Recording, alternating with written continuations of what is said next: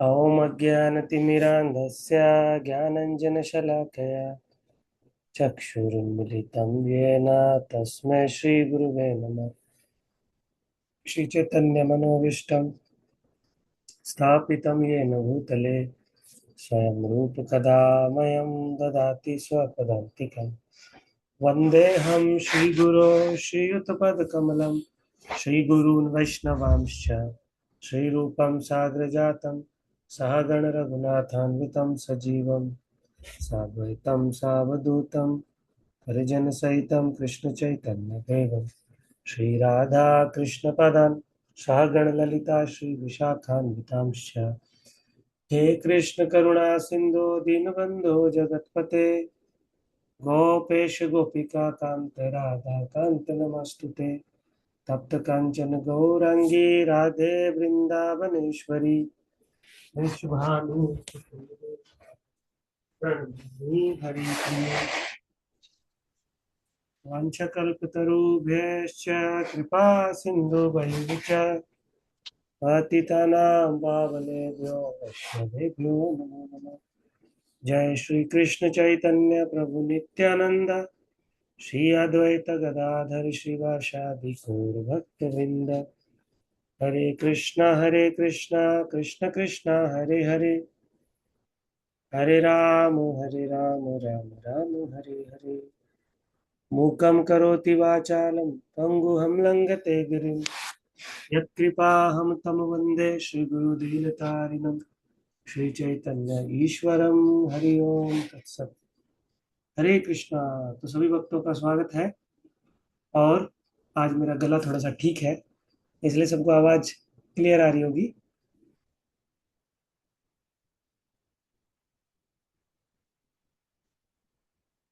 Hare Krishna. I am audible nicely. Yes prabhu ji. Voice clear. Thank you prabhu ji. तो इस संसार में सतयुग त्रेता और द्वापर युग में बहुत सारे भक्त हुए हैं, और कलयुग में भी बहुत सारे भक्त हुए हैं। लेकिन जो भक्तों के चरित्र से संबंधित ग्रंथ लिखे गए हैं, आप जान के आश्चर्यचकित होंगे कि सतयुग त्रेता और द्वापर युग के जितने भक्त हैं, उनकी भगवान के साथ क्या लीला थी, वो भगवान के साथ कैसे आदान प्रदान करते थे, उसको बहुत कम मात्रा में लिखा गया है। लेकिन कलयुग में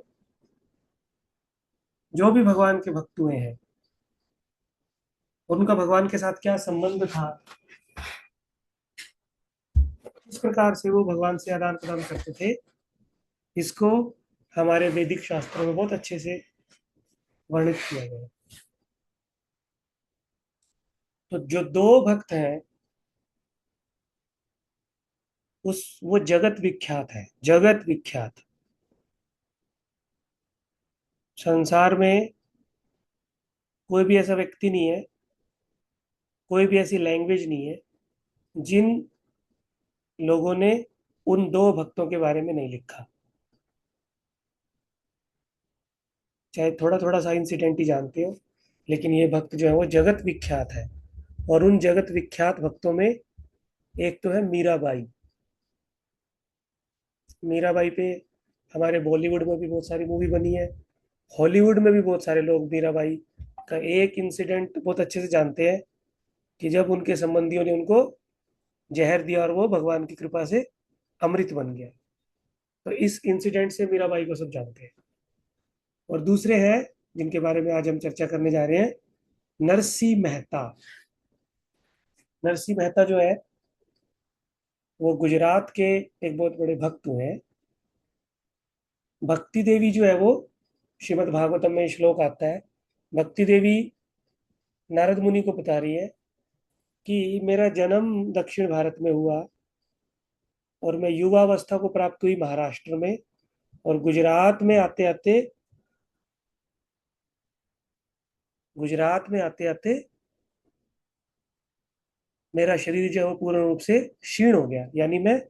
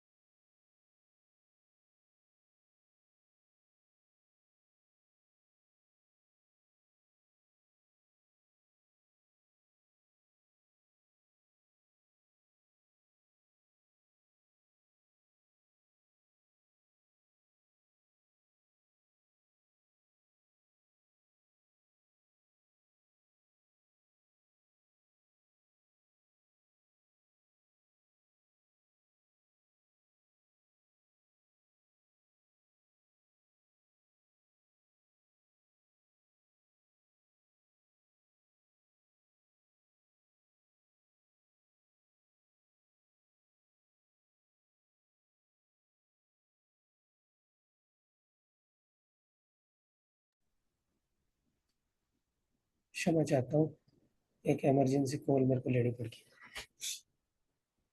तो नरसिंह मेहता जी, जो कि गुजरात में भक्ति देवी के इस बात को झूठा साबित करने के लिए अवतरित हुए, क्योंकि नारद मुनि को भक्ति देवी ने बोला कि गुजरात में आके मेरा शरीर पूरा रूप से क्षीण हो जाता है, वृंदावन में आके मैं फिर से जीवित होती हूँ। लेकिन नरसिंह मेहता गुजरात में प्रकट होके इस भक्ति देवी को फिर से जीवित कर दिया। पूरे भारत भूमि में अगर सामान्य लोग कोई कृष्ण का नाम लेते हैं, सामान्य लोगों के मुख पे अगर कृष्ण का नाम आता है पूरे भारत में, तो वो कौन सी जगह है? गुजरात। लेकिन कलयुग से पहले जब द्वापर युग समाप्त हुआ, वहां पे सब लोग सामर्थ ब्राह्मण रहते थे, यानी देवी देवताओं की उपासना करते थे, मंत्र उपासना करते थे, देवी देवताओं को प्रसन्न करते थे, उनसे वरदान लेते थे और अपने जीवन में आनंद से रहते थे भौतिक रूप से। और अगर कोई भक्त वहां पे कंठी माला वाला और तिलक वाला दिखता था, तो वो लोग उन भक्तों की इतनी आलोचना करते थे, इतनी आलोचना करते थे कि उनको गुजरात छोड़ के जाना पड़ता था। गुजरात की ये स्थिति थी। लेकिन नरसिंह मेहता के आने से पूरी की पूरी स्थिति बदल गई। अब पूरे भारतवर्ष में अगर किसी राज्य में भगवान कृष्ण की उपासना सबसे ज्यादा की जाती है, भगवान कृष्ण के सामान्य लोग अगर कहीं पे सबसे ज्यादा भक्त हैं, तो वो कहाँ पे है? गुजरात में। और ये सब देन है, ये सब खून में जो भगवान कृष्ण के लिए भक्ति डाली, वो किसने डाली? नरसिंह मेहता जी ने। तो हम लोग नरसिंह मेहता जी का चरित्र थोड़ा सा डिस्कस करते हैं आज। मैं आपको पीपीटी शेयर करता हूँ, एक सेकेंड।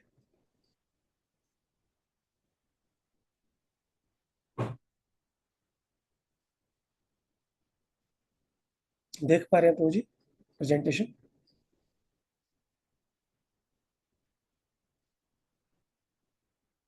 हरे कृष्णा।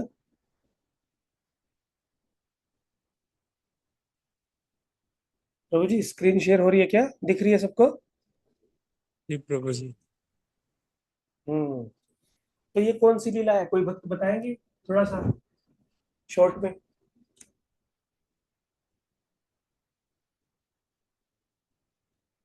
हरे कृष्णा प्रभु जी। हरे मुचुकुंद का मुचुकुंद, क्या हुआ था इसमें? प्रभु जी, इनको वरदान मिला हुआ था तपस्या का। भगवान से इन्होंने योग निद्रा के लिए बोलिया, मतलब सॉरी, निद्रा के लिए वरदान मांगा था। राजा थे ये, और इन्होंने देवताओं की सहायता की थी। और मैं एक्चुअली वृंदावन में हूँ, थोड़ा शोर होगा प्रभु जी से, sorry इसके लिए। ठीक है ठीक है, और कोई भक्त कुछ बताना चाहेंगे? प्रभु जी ये काल्यवन थे जिनको वो किया गया था, राजा जिनके जैसे उन्होंने उनको उठा, कृष्ण समझ उनको उठाने की कोशिश करी तो उन्होंने अब उनकी आंखों से जो दृष्टि निकली उसकी वजह से वो भस्म हो गए थे। जी जी। एक असुर था द्वापर युग में जिसका नाम था जरासंध, जिसको जरा नामक एक राक्षसी ने पाला था, बड़ा किया था, दो टुकड़े उसके मिला के उसको बनाया था, उसका नाम था जरासंध। तो जरासंध भगवान कृष्ण से बहुत ईर्ष्या करता था, और जब भगवान वृंदावन छोड़ के मथुरा में गए, तो मथुरा पे जरासंध ने 17 बार आक्रमण किया और भगवान ने उनको 17 बार हरा दिया। बहुत सारे असुरों को भी इकट्ठा करता था, आक्रमण करता था। भगवान जरासंध को छोड़ देते थे, बाकी सबको मार देते थे। फिर जब जरासंध बहुत सारी सेना इकट्ठी करता था, फिर भगवान उन असुरों का उद्धार कर देते थे और जरासंध को छोड़ देते थे, फिर वो सेना इकट्ठा करता था। ऐसे करके उसने 17 बार किया मथुरा पे आक्रमण। 18वीं बार जब वो आक्रमण करने आया, तो अपने साथ काल यवन को भी लेके आ गया, और काल यवन को वरदान मिला हुआ था शिव जी से।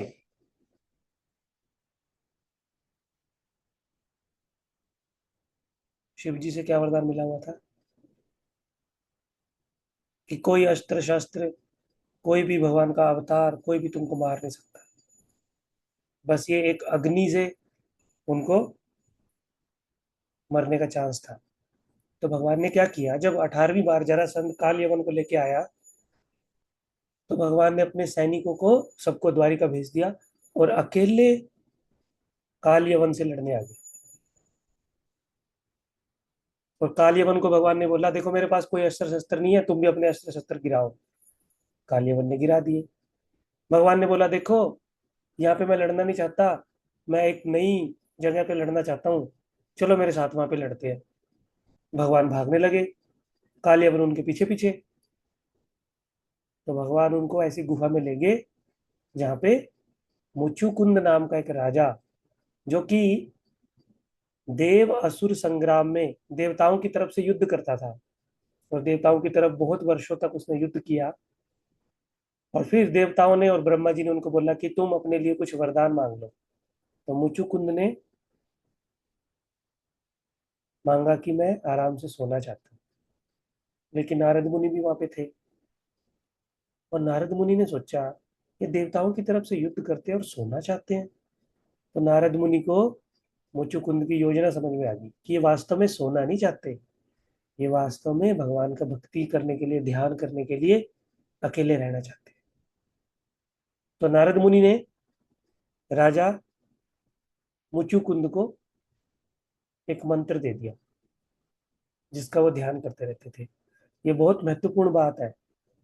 यहाँ से हम एक बहुत महत्वपूर्ण शिक्षा ले सकते हैं कि जब भी हम कोई साधन भक्ति करते हैं, जब भी कोई भक्त भक्ति करने का कोई नियम बनाता है, तो उन नियमों को हमको कुछ कमी की आड़ में छुपाना चाहिए, उसको हमको दिखाना नहीं चाहिए।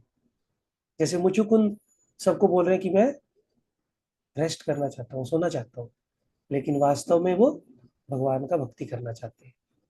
जैसे कोई भक्त बहुत ज्यादा जप करना चाहता है और बहुत सारे लोगों के बीच में बैठा है, तो बोल सकता है, प्रभु मेरे को तो यहाँ पे बैठा नहीं जा रहा, मैं तो जाके सोना चाहता हूँ, नींद करना चाहता हूँ, या थोड़ा फोन में यूट्यूब देखना चाहता हूँ। तो लोग बोलेंगे यार ये कैसा भक्त है, यहाँ पे हम भगवान की चर्चा कर रहे हैं, लेकिन ये यूट्यूब फोन चलाना चाहता है। वो आलोचना करेंगे। लेकिन वो भक्त अपने रूम में आके स्नान करके शुद्ध होके और भगवान का जप करता है, भगवान के सामने बैठ के। तो इस प्रकार का जो आचरण है, अगर कोई भक्त करता है तो उसकी भक्ति में वृद्धि होती है। ऑफकोर्स हमको आर्टिफिशियली बिहेव नहीं करना, लेकिन बहुत बार ऐसा देखा जाता है कि कोई भक्त कुछ नियम धारण करता है तो उसको वो बहुत अहंकार से, एक सूक्ष्म रूप में ये एक अहंकार होता है, दिखता नहीं है, बहुत अहंकार से दिखाता है।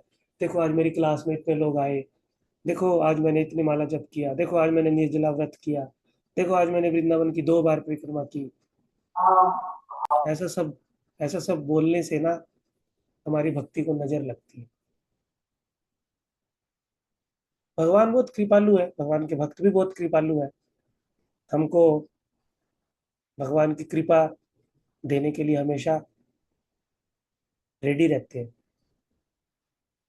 लेकिन हम जो कृपा लेने का जो पात्रता है हमारे पास, जो विनम्रता है, उस पात्रता को, उस पात्र को, विनम्रता के पात्र को अगर हम अच्छे से सुरक्षित रखेंगे ना, तो हम उस कृपा को अपने लिए सेफ रख सकते हैं।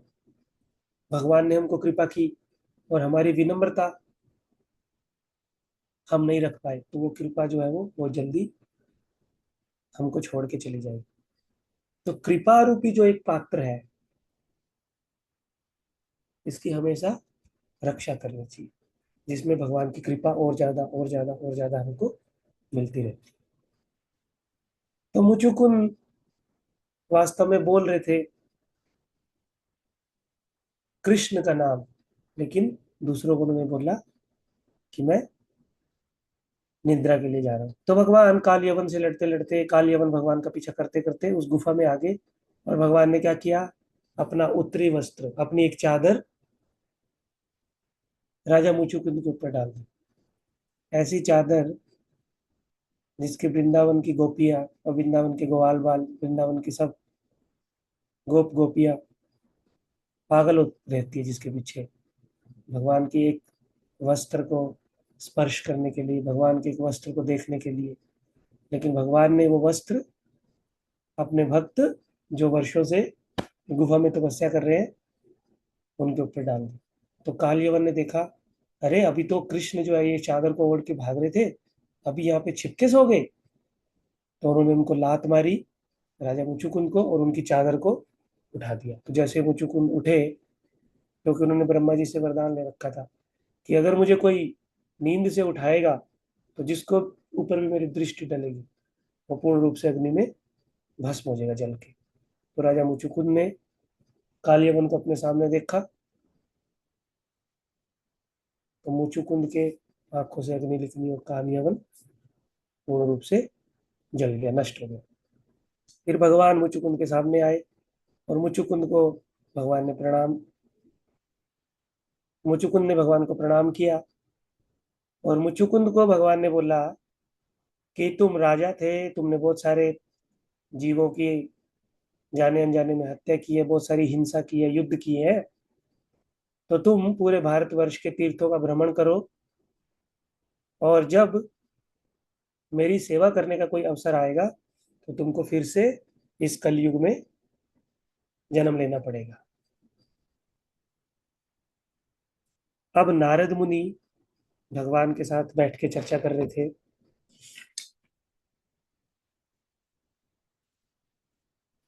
और नारद मुनि भगवान के हृदय को समझते हैं, भगवान के बहुत बड़े भक्त हैं। तो भगवान के हृदय में एक बार एक विचार आया कि मेरा जो भक्ति का प्रचार है वो गुजरात की भूमि पे भी होना चाहिए।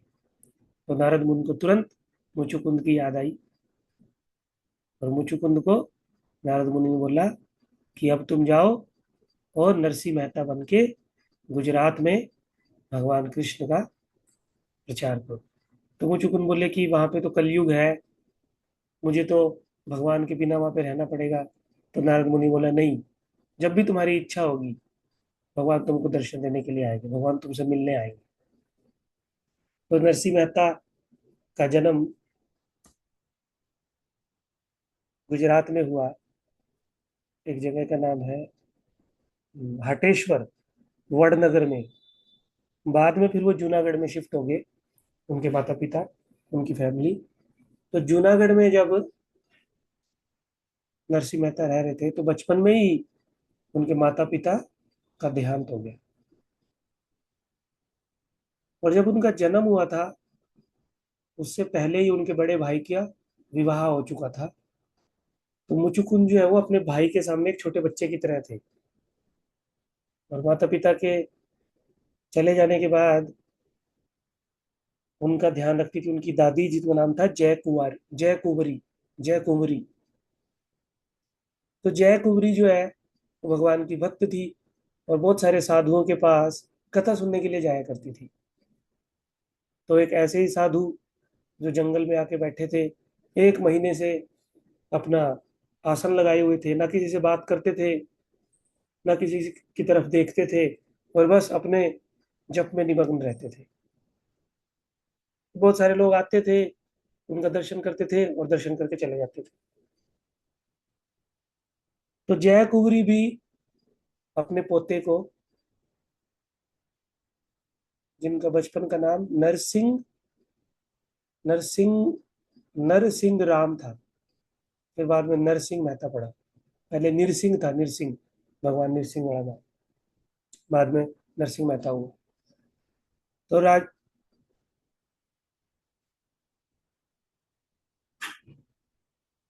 तो नरसिंह मेहता की दादी उनको उन साधु के पास लाई और साधु को बोली, हे साधु, मैं सो देख रही हूँ एक महीने से बहुत सारे लोग तुमके पास आ रहे हैं जा रहे हैं, लेकिन तुम किसी का भी कुछ कार्य नहीं कर रहे, किसी को भी कोई आशीर्वाद नहीं रही। लेकिन ये देखो, मेरा पोता जो है वो बचपन से ही गूंगा और बहरा है, ना तो कुछ बोल सकता है और ना ही कुछ सुन सकता है, इसको तुम आशीर्वाद दो। कम से कम मेरे जाने के बाद ये अपने खाने के लिए किसी से खाना तो मांग ले, इतना तो उसको बोलने के लायक कर दो। तो जैसे ही नरसिंह मेहता की दादी ने ऐसा बोला, वो साधु एकदम से अपने नेत्र खोले और 3 बार नरसिंह मेहता के कान में बोले, राधे कृष्ण, नहीं राधे श्याम, राधे कृष्ण या राधे श्याम, एग्जैक्ट मैं बोलता हूँ। हाँ, राधे कृष्ण, यहाँ पे राधे श्याम लिख दिया गलती से। राधे कृष्ण राधे कृष्ण राधे कृष्ण। तो उस साधु ने जैसे उनके कान में ये बोला, तो तुरंत नरसिंह मेहता को सुनना शुरू हो गया, और उन्होंने भी पीछे पीछे बोला, राधे कृष्ण राधे कृष्ण राधे कृष्ण। तो उनकी दादी अम्मा जी थी, वो बहुत प्रसन्न हुई और साधु का बहुत धन्यवाद दिया, बहुत सारे उपहार साधु को लाके दिए। फिर तो क्या था, नरसिंह मेहता तो भगवान के भक्त हैं, पिछले जन्म के मुचुकुंद का अवतार है। फिर तो हर बात में राधे कृष्ण। जब उनको खाना मांगना होता, राधे कृष्ण। कहीं बाहर जाना होता, राधे कृष्ण। कोई उनसे कुछ पूछता, राधे कृष्ण। कोई उनको गुस्सा करता, राधे कृष्ण। कोई उनसे प्रेम करता, तो राधे कृष्ण। हर समय नरसिंह मेहता के मुंह पे राधे कृष्ण का नाम रहता था। लेकिन उनका जो बड़ा भाई था, जिसका नाम था वंशीधर, वो कोई राजा के यहाँ पे नौकरी किया करता था, और उनकी पत्नी जो थी, बहुत क्रूर स्वभाव की थी। नरसिंह मेहता की जो भाभी थी, वो बहुत क्रूर स्वभाव की थी, और बचपन में ही नरसिंह मेहता की हमेशा आलोचना किया करती थी। जब वो थोड़ा सा बड़ा हुए, तो उनकी आलोचना और भी ज्यादा बढ़ गई। तुम सारा दिन घर में बैठ के खाते रहते हो, कुछ काम नहीं करते, तुम्हारा भाई देखो सुबह जाता है शाम को आता है, नौकरी करता है, और तुम अपने भाई के टुकड़ों पे पलते हो। तो एक दिन नरसिंह मेहता कुछ कार्य करके, ये बस उनका लेबर की तरह काम करते थे, उनके पशुओं को देखरेख करते थे, उनके खेतों में देखरेख करते थे, और हमेशा राधे कृष्ण का जप करते रहते थे। तो एक दिन नरसिंह मेहता बहुत सारे कार्य करके खेतों से आए, तो उन्होंने अपनी भाभी को एक गिलास पानी के लिए बोला। तो उनकी भाभी उनको बहुत बुरा भला बोलने लगी, बहुत ज्यादा बुरा भला बोलने लगी। तो नरसिंह मेहता को समझ में आ गया कि अब मेरा ये घर छोड़ने का समय हो गया। लेकिन वो ज्यादा बड़े भी नहीं थे, 15 साल के बच्चे थे, जब 12-13 साल के बच्चे होंगे जब। लेकिन उन्होंने निश्चय कर लिया कि भगवान शायद यही चाहते हैं कि मैं इस घर में अब और ना रहूं। तो फिर पास के जंगल में एक शिवालय था, नदी के किनारे पे। तो नरसिंह मेहता 7 दिनों तक बिना कुछ खाए पिए शिव जी की उपासना करने लगे। उनके पास कोई सामग्री नहीं थी पूजा करने की, गंगा जल, नारियल, पुष्प पुष्प पत्र कुछ भी नहीं था भगवान शिव पे चढ़ाने के लिए। लेकिन 7 दिन तक वो भगवान शिव का आलिंगन करके रोते रहे, और उनके आंखों से जो आंसू निकल रहे थे, उसी से भगवान शिव का अभिषेक हो रहा था। तो भगवान शिव और पार्वती जब नरसिंह मेहता के इस प्रेम को देखती हैं, भगवान शिव के प्रति ऐसी भक्ति को देखती हैं, तो पार्वती जी का हृदय बहुत द्रवित हो जाता है, और वो शिव को बोलती है, जल्दी करो, देखो तुम्हारा भक्त तुम्हारे ऊपर अपने आंसुओं से अभिषेक कर रहा है। अभी तक तो तुम्हारे भक्त तुम्हारे ऊपर गंगा जल, कोई नदी का और जल, दूध दही चढ़ाते थे, लेकिन ऐसा भक्त मैंने तुम्हारा पहली बार देखा है, जो अपने आंसुओं से 7 दिन तक बिना कुछ खाए पिए तुम्हारा अभिषेक कर रहा है और तुम्हारी शरण में आया। तो देवी पार्वती भगवान शिव को एक मादा कबूतर की स्टोरी सुनाती है, जिसमें बताया जाता है कि कैसे एक शिकारी मादा कबूतर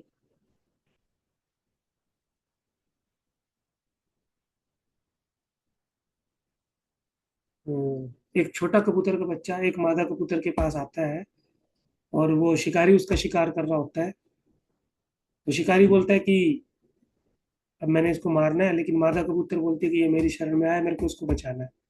तो उसको बचाने के लिए मादा कबूतर क्या करती है, अपनी बलि देती है शिकारी को, कि ठीक है तुम मेरे को मार लो, लेकिन इस बच्चे को छोड़ दो। तो ये इंसिडेंट जब पार्वती भगवान शिव को सुनाती है, और बोलती है कि देखो ये बच्चा भी तुम्हारी शरण में आया है, जाओ इसकी रक्षा करो। तो भगवान शिव और पार्वती नरसिंह मेहता के सामने प्रकट हो जाती है और बोलते हैं, आंखें खोलो, तुम किस लिए हमारी उपासना कर रहे हो, किस लिए हमारी शरण में आए हो, बताओ। तो पहले तो भगवान शिव और पार्वती नरसिंह मेहता को बहुत अच्छा प्रसाद खिलाते हैं और फिर उनसे पूछते हैं कि तुमको क्या वरदान चाहिए, बोलो क्या तुमको चाहिए। तो नरसिंह मेहता बोलते हैं कि जो तुम्हारे हृदय में, जिसको तुम सबसे ज्यादा प्रेम करते हो, जो तुम्हारे हृदय के सबसे समीप है, मुझको वो दे दो। तो जैसे नरसिंह मेहता ने ऐसे बोला, तो भगवान शिव ने उनको आशीर्वाद दिया और बोले चलो ठीक है, चलो मेरे पास।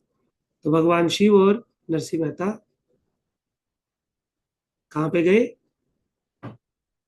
गोलोक वृंदावन में, जहाँ भगवान कृष्ण अपनी गोपियों के साथ रासलीला कर रहे थे। भगवान शिव ने भी गोपी का रूप धारण कर लिया और नरसिंह मेहता को भी उनका जो असली स्वरूप था गोलोक वृंदावन में, उस स्वरूप में गोपी बना दिया और सब लोग रासलीला में नृत्य करने लगे। तो नरसिंह मेहता को अपना स्वरूप मुचुकुंद के रूप में और भगवान के धाम में जो था वो स्मरण में आ गया। तो भगवान कृष्ण और राधा रानी नरसिंह मेहता से मिले, नरसिंह मेहता ने उनको प्रणाम किया और नरसिंह मेहता को फिर शिव जी वहां पे छोड़ के चले गए। और शिव जी ने बोला, तुमने जो मेरे से वर मांगा था मैंने वो तुमको दे दिया। मेरे दिल के सबसे समीप जो है वो भगवान कृष्ण और राम है, मैंने तुमको उनसे मिलवा दिया। तो अब नरसिंह मेहता जिद कर रहे कि मैं कहीं नहीं जाऊंगा, आपके पास ही रहूंगा, आपकी रासलीला में ही रहूंगा। राधा रानी नरसिंह मेहता को समझाने का प्रयास कर रही है, गोपी रूप में है नरसिंह मेहता, कि जाओ जाओ, तुम जाके गुजरात में सेवा करो, गुजरात में प्रचार करो, और इसलिए तुम्हारा इस पृथ्वी पे अवतरण हुआ है। लेकिन नरसिंह मेहता मान नहीं रहे। तो फिर भगवान आए और भगवान ने नरसिंह मेहता को समझाया। लेकिन नरसिंह मेहता ने बोला कि एक शर्त पे जाऊंगा, जब भी मैं आपको याद करूंगा, जब भी आपका विरह महसूस करूंगा, आप मेरे सामने प्रकट हो जाएंगे दोनों। तो राधा कृष्ण ने, भगवान राधा कृष्ण ने नरसिंह मेहता को प्रॉमिस किया, ठीक है जब भी तुम हमको स्मरण करोगे हम यहाँ पे आके प्रकट हो जाएंगे इस भौतिक संसार में। तो फिर नरसिंह मेहता अपना भजन करते और अपने स्वरूप में भगवान को स्मरण करते। जैसे ही उनको भगवान का विरह महसूस होता वो भगवान को पुकारते और भगवान राधा कृष्ण उनके सामने बहुत ही दिव्य रूप में आके प्रकट हो जाते थे। तो ऐसे करके नरसिंह मेहता का जो यश था वो पूरे गुजरात में फैलने लगा। और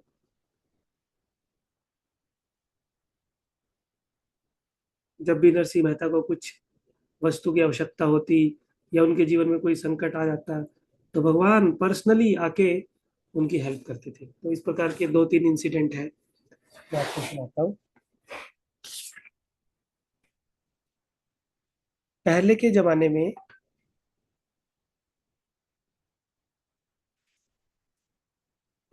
उसको बोलते हैं, एक शब्द है यहाँ पे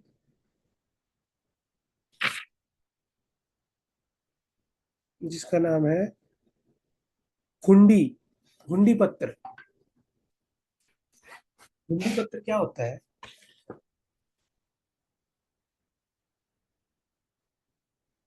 पहले के जमाने में ना बैंकिंग सिस्टम तो नहीं था। तो अगर किसी व्यक्ति को एक राज्य से दूसरे राज्य में या एक गांव से दूसरे गांव में धन को ले जाना होता था, तो एक गांव में वो किसी शाहूकार के पास अपने धन को जमा कराते थे और उनसे एक लेटर लेते थे और उस लेटर को दूसरे गांव के शाहूकार को दिखाते थे और वहां से वो धन ले लेते थे। और उन दो शाहूकार का आपस में कम्युनिकेशन होता था, आपस में उनका बिजनेस होता था। वो एक जगह से दूसरी जगह धन अगर कोई जाके लेगा उस पत्र के माध्यम से, तो वो कुछ टैक्स काट लेते थे। तो ऐसे ही जूनागढ़ में नरसिंह मेहता के गांव में कुछ व्यापारी आए, और उन व्यापारी ने पूछा कि यहाँ पे कोई पत्थर लिख के देता है, कोई हुंडी लिख के देता है, हमको दूसरे शहर में जाके उस पत्र से कैश लेना है और उसके बदले में जो भी टैक्स होगा वो हम दे देंगे। तो कुछ लोग नरसिंह मेहता से ईर्ष्या भी करते थे, तो उन्होंने मजाक मजाक में नरसिंह मेहता का नाम बोल दिया, और सब लोग नरसिंह मेहता के पास गए और नरसिंह मेहता को बोलने लगे, ये हमारा कुछ धन है, इसको यहाँ पे रख लो, और हमको एक पत्र किसके नाम लिख के दोगे वो दे दो, ताकि हम दूसरे शहर में जाके अपना धन उनसे ले लें। तो नरसिंह मेहता बोलने लगे, मैं तो कोई पत्र नहीं लिखता, मैं तो बहुत गरीब एक व्यक्ति हूँ, देखो मैं कहाँ पे झोपड़ी में रहता हूँ, मैं तो भगवान का भजन करता हूँ बस। तो बार बार वो व्यापारी नरसिंह मेहता को बोलने लगे, नहीं नहीं, हमें पूरा विश्वास है कि आप हमको पत्र लिख के दोगे तो दूसरी तरफ हमको वो धन मिल जाएगा। तो नरसिंह मेहता बोलने लगे, ये सब क्या हो रहा है, ये लोग क्या करना चाह रहे हैं मेरे साथ। बहुत बार मना करने के बाद भी नरसिंह मेहता को बार बार बोल रहे कि हमारा धन रख लो, हमको पत्र लिख के दे दो, हमारा धन रख लो, हमारा पत्र दे दो। तो नरसिंह मेहता को लगा कि भगवान की कोई योजना है, शायद भगवान इस धन से मेरे से कुछ सेवा लेना चाहते हैं। तो नरसिंह मेहता उनका एक धन ले लेते हैं, और भगवान कृष्ण के नाम, जिनका नाम लिखते हैं वो श्यामल शाह, श्यामल शाह के नाम एक पत्र लिख देते हैं कि ठीक है तुम उस शहर में जाना और श्यामल शाह को बोलना हमारा ये धन जो है वो वापस दे दो, हमने ये धन नरसिंह मेहता को जमा कराया है। और नरसिंह मेहता इस धन को भक्तों की सेवा में, भगवान की सेवा में, प्रसाद बनाने में यूज कर देते हैं, पूरा धन खर्च कर देते हैं। और वो व्यापारी कुछ दिनों के बाद दूसरे शहर में जाके पहुंचते हैं और सबसे पूछने लगते हैं कि श्यामल शाह कौन है, यहाँ पे श्यामल शाह कौन है, हमें अपने धन लेना है। वो एक शहर से दूसरे शहर में धन लेके क्यों नहीं जाते थे, क्योंकि रास्ते में चोरों का डर होता था, ताकि कोई उनकी हत्या ना करते धन के बदले, धन को लूटने के बदले। तो वो पूछने लगे दूसरे शहर में जाके, श्यामल शाह कौन है, श्यामल शाह कौन है, हमको एक पत्र मिला है, उस पत्र से हमको कैश लेना है। पूरे शहर में उन्होंने पता कर लिया, लेकिन कोई भी श्यामल शाह का पता नहीं मिला। कोई श्यामल शाह हो तभी तो पता लगे। वो बहुत निराश हो गए, वो निराश होके उस शहर को छोड़ के जंगल की तरफ बढ़े, और जंगल की तरफ बढ़े तो एक पेड़ के नीचे बैठ गए, और भगवान कृष्ण एक व्यापारी का रूप लेके श्यामल शाह बन के आए और बोले कि तुम मेरे को ढूंढ रहे हो क्या, मैं हूँ श्यामल शाह, मैंने सुना गांव में तुम मेरे को ढूंढ रहे थे, तुम मेरा नाम ले रहे थे, हाँ मैं ही श्यामल शाह हूँ, दिखाओ तुमको किसने पत्र दिया। बोले कि नरसिंह मेहता ने पत्र दिया है तुम्हारे नाम का, देखो इतना धन हमको वापिस करो। तो भगवान अपना टोकरी में से उनको धन वापिस कर देते हैं, और नरसिंह मेहता ने जो धन उधर भगवान की सेवा के लिए लिया था उसका कर्ज जो है वो इधर चुका लेते हैं, और टैक्स के रूप में थोड़ी सी धनराशि ले लेते हैं, और फिर वही धनराशि उन व्यापारियों को भी वापस दे देते हैं। बोले दोबारा जब कब तुम जाओ और किसी भी व्यक्ति को अगर तुम मिलो तो उसको ये बोलना कि कोई भी व्यक्ति अगर जूनागढ़ से निकलता है तो वो अपना पत्र नरसिंह मेहता से श्यामल शाह के नाम का ले सकता है, उसको श्यामल शाह यहाँ पे आके धन दे देंगे। तो जब वो व्यापारी कुछ दिनों के बाद घूम के वापिस आए तो उन्होंने नरसिंह मेहता को बोला कि हमें तो श्यामल शाह मिले और हमें धन भी दिया और टैक्स का अमाउंट भी तुमको यूज करने के लिए दिया, और ये बोला जो भी व्यापारी आए नरसिंह मेहता को बोलना उनका पत्र लिख दे, मैं यहाँ पे उनकी धनराशि दे दूंगा। तो इस तरह से करके भगवान बहुत सारे व्यापारियों के माध्यम से नरसिंह मेहता के पास धन भेजते थे, और नरसिंह मेहता एक गृहस्थ जीवन में रहते थे और पूरा का पूरा धन जो है वो भगवान की और भक्तों की सेवा में उपयोग करते रहते थे। तो नरसिंह मेहता की दो पुत्रियां भी थी। तो एक पुत्री का नाम था कुंवर सेन, तो जब कुंवर से इनका विवाह हुआ, तो विवाह के लिए नरसिंह मेहता के पास कोई भी धनराशि नहीं थी। तो भगवान ने एक व्यापारी का रूप धारण किया फिर से, और पूरा का पूरा धन जो है वो कुंवर सेन की पुत्री के लिए ले आए। गिफ्ट के रूप में सब कुछ दे दिया, दहेज का सारा सामान दे दिया। उनकी पत्नी नरसिंह मेहता को बोलती थी कि तुम कुछ काम नहीं करते, लेकिन भगवान के ऊपर नरसिंह मेहता को पूरा भरोसा था। और जब भी कोई उनके जीवन में कष्ट आता था, उनको राधा और कृष्ण का जो दर्शन के समय बात हुई थी वो याद आ जाती थी, और बस वो राधा कृष्ण को याद करते थे। और भगवान कृष्ण और राधा किसी भी तरह से एक रूप धारण करते थे और नरसिंह मेहता की सहायता करते थे आके।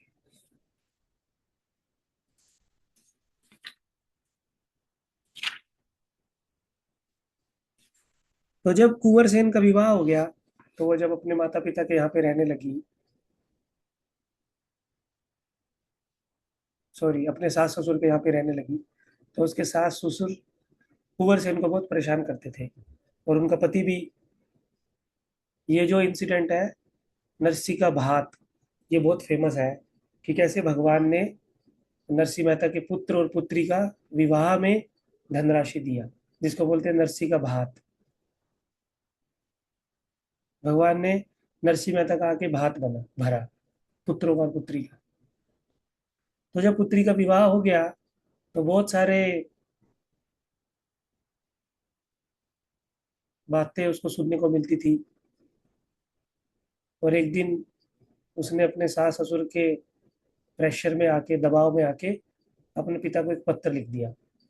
और उस पत्र में बहुत सारी धनराशि, बहुत सारा सामान लाने के लिए अपने पिता को बोल दिया। लेकिन पिताजी के पास तो कुछ नहीं था। वो तो सब अपने भक्तों के साथ बैठ के कीर्तन करते थे, भजन करते थे। बस उनके पास कोई तुलसी माला थी, कोई भगवान का कुछ प्रसाद था, ऐसे कुछ था। बस कीर्तन कीर्तन और भजन का कुछ सामान सामग्री थी, करताल थी, ये सब चीजें थी। तो जब उनको पत्र मिला, तो सारे भक्तों ने कहा कि ये तो बहुत सारा सामान है, ये हम कैसे देंगे तुम्हारी पुत्री को जाके। तो नरसिंह मेहता ने बोला, ठीक है, हम हमारे पास जो है हम वही ले चलते हैं। हमारे पास जो तुलसी की माला, और हमारे पास और जो करताल भजन का सामान, जो पैराफर्नेलिया है, अगरबत्ती धूप बत्ती, वही ले चलते हैं भगवान की सेवा में। फूल माला हम लोग वही दे देते हैं अपनी पुत्री को, और हम बोलेंगे हमारे पास यही उपहार है। तो उनसे हमारी पुत्री के माता पिता, सास ससुर जो है वो खुश हो जाएंगे। और अब उनके पास जाने के लिए कोई गाड़ी भी नहीं थी। तो गांव के लोगों से वो गाड़ी पूछने लगे। एक व्यक्ति ने एक टूटी हुई गाड़ी उनको दी, लेकिन वो बहुत ही खराब हालत में थी गाड़ी। जैसे कैसे करके उन्होंने उनकी मुरम्मत की, और उस गाड़ी पे सारे भक्त लोग और वो पैराफर्नेलिया जो भगवान की सेवा में उपयोग होता है, शंख मोर पंख चंवर, भगवान के वस्त्र, सब उस गाड़ी में लाद लिया। और जब थोड़े ही दूर तक वो चले, तो उस गाड़ी का पहिया टूट गया और कुछ खराबी आ गई। अब नरसिंह मेहता तो कुछ करेंगे नहीं, बस उनको तो एक ही काम आता था, अपना तानपुरा उठाते थे और भजन कीर्तन करना शुरू कर देते थे। भजन कीर्तन शुरू करना किया, तो भगवान कृष्ण एक बड़ाई का रूप लेके आ गए और उनकी गाड़ी को ठीक कर दिया। और जब वो गाड़ी से अपने भक्तों के साथ अपनी पुत्री के गांव में पहुंचे, तो उनके सास ससुर ने देखा, अरे ये लोग क्या लेके आए हैं, मिट्टी पत्थर सब उठा के ले आए अपने गांव से। तो उनको बहुत गुस्सा आया, और उनको बाहर की धर्मशाला में एक रुकने का स्थान दे दिया।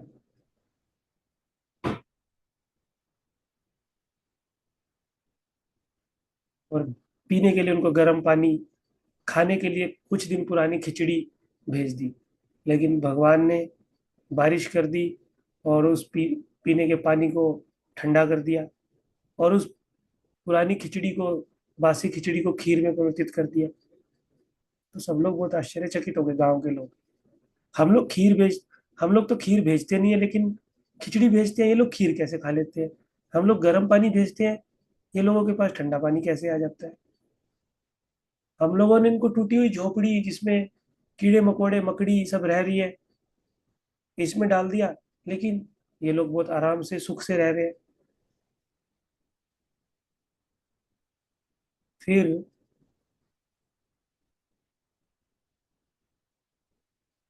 नरसी मेहता ने अपनी पुत्री को बोला कि हम तुम्हारे सास और ससुर से मिलना चाहते हैं। तो उसने अपनी सास और ससुर को बोला कि मेरे माता पिता कुछ सामान को कुछ उपहार तुम्हारे लिए लेके आए हैं। बोला हमें पता है क्या उपहार लेके आए हैं, मिट्टी के बर्तन पत्थर ये कचरा सब उठा के ले आए हैं, हमको नहीं चाहिए। और उनका अपमान करने के लिए बोला कि हमने जो लिस्ट दी है वो लिस्ट उनके पास दोबारा लेके जाओ और ये सामान हमको चाहिए। तो नरसिंह मेहता का रूप लेके भगवान कृष्ण उस लिस्ट को लेने घर से बाहर आ गए और उनके सास ससुर को बोला कि ये लिस्ट तुमको कल सुबह तक मिल जाएगी। तो उनके सास ससुर आश्चर्यचकित हो गए, अरे क्या नरसिंह मेहता क्या बोल रहे हैं, सुबह तक सारा सामान मिल जाएगा, पक्का सारा सामान मिल जाएगा, हाँ और भी कुछ रहता है वो भी लिख दो। तो उसकी सास ने उनका हास्य करने के लिए उनका मजाक करने के लिए पता क्या लिखा, एक सोने का और एक चांदी का ईंट भी लिख लो इसमें, जब मैं स्नान करने के लिए जाऊंगी ना अपने पैरों को उसके ऊपर घिसूंगी।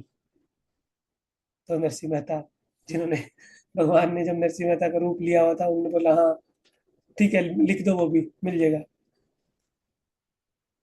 तो जब नरसिंह मेहता सुबह उठे तो देखा कि उनकी गाड़ी के ऊपर जो भी लिस्ट में सामान था वो सब लदा हुआ पड़ा है और लिस्ट उनके हाथ में है। सब लोग बहुत प्रसन्न हो गए और अपनी पुत्री के पास उनके सास ससुर के पास वो सारा सामान लेके गए। तो वो लोग आश्चर्यचकित हो गए, अरे ये सब सामान कहाँ से आया।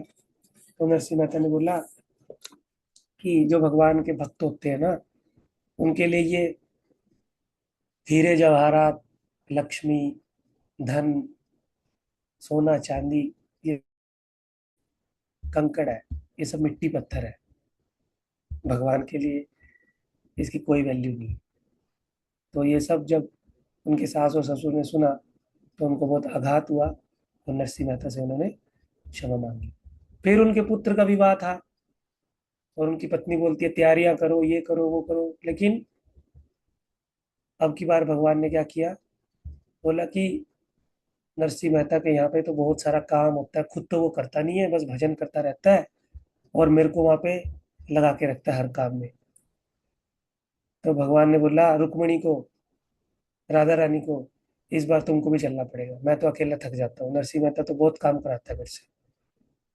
तो भगवान ने जब रुक्मिणी को ऐसे बोला राधा रानी को ऐसे बोला तो सब रानियां भगवान की रेडी होगी और वो रानियां बोलने लगी सच में काम बहुत ज्यादा होता है क्या। बोले हाँ तुम भी थक जाओगी। तो भगवान की पटरानियां बोलने लगी ठीक है फिर अपने नौकरों चाकरों को ले लेते हैं, देवी देवताओं को भी ले लेते हैं, सबको ले लेते हैं। तो 380 नौकर और भगवान की सारी पटरानियां नरसिंह मेहता के पुत्र के विवाह की तैयारी करने के लिए एक गांव में आके रहने लगते हैं। जो भी शॉपिंग होती है, जो भी हल्दी की रस्में होती हैं, जो भी डीजे नाइट होती है, सब देवी देवता अरेंजमेंट करते हैं और भगवान कृष्ण रुक्मिणी राधा रानी सब लोग उनके पुत्र के विवाह में नाचते हैं और बारात में जाते हुए नाचते हैं। ऐसा भगवान ने अपने भक्त के साथ केवल नरसिंह मेहता के साथ किया, किसी के साथ नहीं किया ऐसे। और नरसिंह मेहता उनको पहचानते थे कि ये राधा कृष्ण ही है और उनके साथ नृत्य करते थे, उनके साथ बैठ के मजाक करते थे, उनके साथ बैठ के खाना खाते थे। भगवान 11 दिनों तक जब तक उनके पुत्रों के और पुत्रियों के विवाह की रस्में चली भगवान वहां पे नरसिंह मेहता के सेवक बन के रहे। इस प्रकार से उनके हर पारिवारिक समस्या का समाधान नरसिंह मेहता करते थे। और नरसिंह मेहता बहुत अच्छा राग भी गाया करते थे। वो सबसे सुंदर राग गाया करते थे जिसका नाम था केदार राग। आपको मैं दिखाता हूँ इसमें।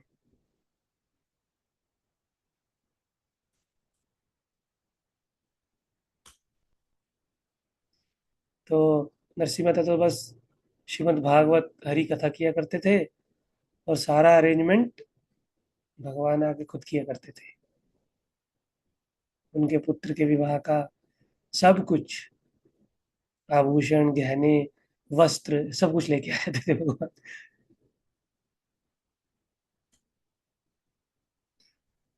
तो नरसिंह मेहता जो है वो केदार राग गाया करते थे। तो एक राजा की सभा में उनको बुलाया गया, लेकिन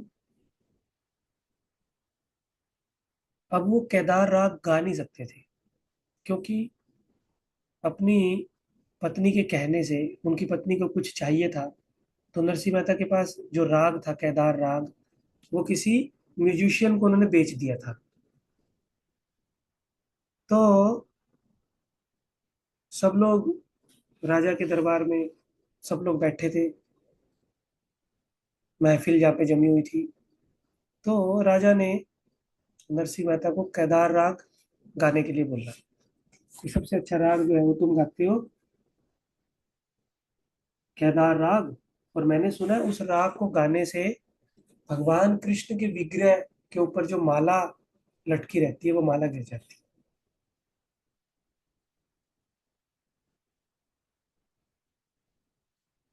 तुम केदार राग हमको गा के सुनाओ, हम भी देखना चाहते हैं कि कैसे भगवान इस राग को सुन के माला को गिर देते हैं। और राजा के एक सेनापति ने नरसिंह मेहता का अपमान करने के लिए उस दिन भगवान के विग्रह पे जो माला थी उसको बहुत कड़े धागे से बनाया हुआ था।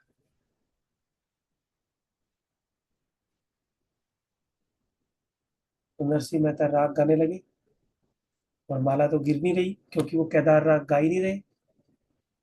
और राजा के मंत्रियों को लग रहा है कि हमने तो माला में बहुत सख्त धागा लगाया है, आज तो माला गिरेगी नहीं। नरसिंह मेहता तो सबको झूठ बोलता है, आज इसका पर्दाफाश हो जाएगा। और नरसिंह मेहता केदार राग गा नहीं पा रहे, क्योंकि नहीं उन्होंने उस केदार राग को दूसरी जगह बेच दिया। नरसिंह मेहता दूसरा राग गा रहे। तो तभी भगवान अपने भक्त की सहायता करने के लिए यहाँ पे भी आ गए। और जिस व्यक्ति को नरसिंह मेहता ने केदार राग बेचा था, भगवान ने उनको उनकी लक्ष्मी दे दी, और एक लेटर पे लिखवा दिया कि नरसिंह मेहता का केदार राग मैं वापस करता हूँ, क्योंकि मेरे को मेरी धनराशि वापस मिल गई। और वो लेटर नरसिंह मेहता को आके राजमहल में दिखा दिया। अब नरसिंह मेहता ने केदार राग गाना शुरू कर दिया, क्योंकि अब उसके ऊपर उसका उनका अधिकार हो गया। तो वो गाने लगे, और जब गाने लगे तो भगवान की माला फिर से उनके गले से टूट के नीचे गिर गई। तो अब राजा और उनके मंत्री सबको समझ में आ गया कि नरसिंह मेहता जो है वो कोई साधारण भगवान के भक्त नहीं है, वो भगवान के पार्षद है। तो इस तरह से पूरे गुजरात में उन्होंने कृष्ण भक्ति का प्रचार, कृष्ण भक्ति का संस्कार सबके हृदय में डाल दिया, जो परंपरा से अभी भी चलते आ रहा है। तो ऐसे नरसिंह मेहता को, चरित्र को हम लोगों को बार बार सुनना चाहिए, और उनसे प्रार्थना करनी चाहिए कि जिस रागानुगा स्तर पे वो भक्ति करते हैं, हमारी साधना भक्ति भी एक दिन परिपक्व अवस्था में पहुंच के राग अवस्था में जाए, जिससे हम भी भगवान का सानिध्य इस भौतिक संसार में प्राप्त कर सके। हरे कृष्ण कृष्ण कृष्ण हरे हरे, हरे राम राम राम हरे हरे। नरसिंह मेहता की जय, श्रील प्रभुपाद की जय। हरे कृष्ण। किसी का कुछ प्रश्न है, किसी का कुछ मत है, कोई बोलना चाहता है कुछ?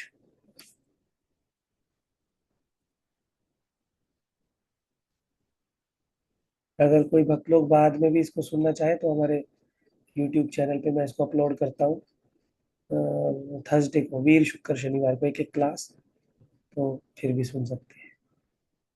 और कुछ क्लास को बोलने में, कथा को बोलने में कुछ त्रुटि हो रही है मेरे से, क्योंकि ये इस प्रकार के जो भक्तों के चरित्र है उसको मैं फर्स्ट टाइम क्लास में बोल रहा हूँ। तो बहुत सारे इंसिडेंट ऐसे होते हैं जिसको मैं फ्लो में बोल नहीं पाता, क्योंकि मुझे भी स्मरण नहीं रहते, क्योंकि इसको बोलने का अभ्यास नहीं है। ये सब मैं पहली बार बोल रहा हूँ,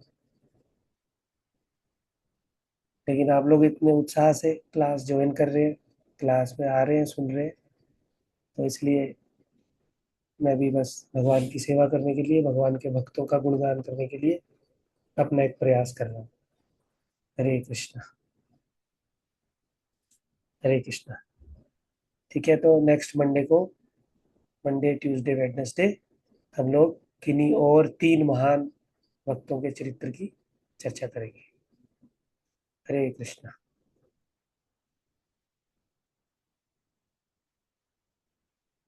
ठीक है, कृष्णमणि प्रभु जी हमारे लिए प्रार्थना कीजिए वृंदावन धाम में कृष्ण बलराम राधा श्याम सुंदर गौर निताई से।